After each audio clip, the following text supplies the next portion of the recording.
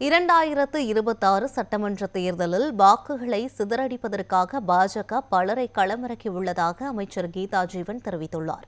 திமுக சார்பில் போட்டியிடும் அமைச்சர் கீதா ஜீவன் தூத்துக்குடி சட்டமன்ற தொகுதிக்கு உட்பட்ட சண்முகபுரம் மற்றும் சிவந்தாகுளம் ரோடு பகுதிகளில் வீடு வீடாக சென்று வாக்கு சேகரித்தார்.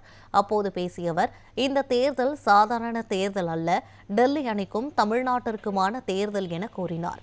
எதிரே இருக்கும் டெல்லி அணிக்கு வாக்களித்து விடாதீர்கள் என்று கேட்டுக்கொண்ட அவர், தமிழ்நாட்டை பாதுகாக்க ஸ்டாலின் மீண்டும் முதல்வராக வேண்டும் என தனது விருப்பத்தை வெளிப்படுத்தினார்.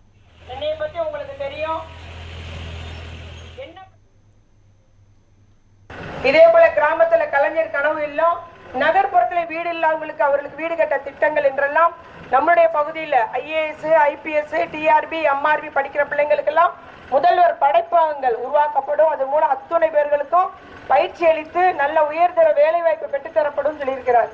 இன்னைக்கு அதன் மூலம் நம்முடைய தமிழ்நாட்டில் நிறைய பேர் படிச்சு ஐஏஎஸ், ஐபிஎஸ் ஆகியிருக்காங்க.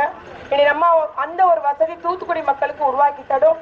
இவ்வாறு ஏற்கனவே உங்களுக்கு இப்ப செழிக்க செழிக்க தண்ணி இருக்குதா இல்லையா? தண்ணி வசதி நல்லா இருக்கு, அடிப்படை வசதி எல்லாம் பண்ணி கொடுத்துருக்கோம். இன்னி வேணா ஒரு சில இடத்துல ஒரு சில பிரச்சனை இருக்கும், அதையுமே தீர்த்து தருவோம். மட்டுமல்லாமல் நம்முடைய மாநகரத்தை இன்னும் மென்மேல வளர்ச்சியாக்கிட நீங்கள் எல்லாம் உதய சொன்னதில் வாக்களை பெற்று தந்திட வேண்டும்.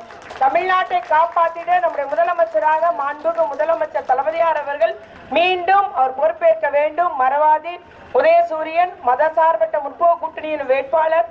எனக்கு நீங்கள் உதயசூரியன் வாக்களியுங்கள்.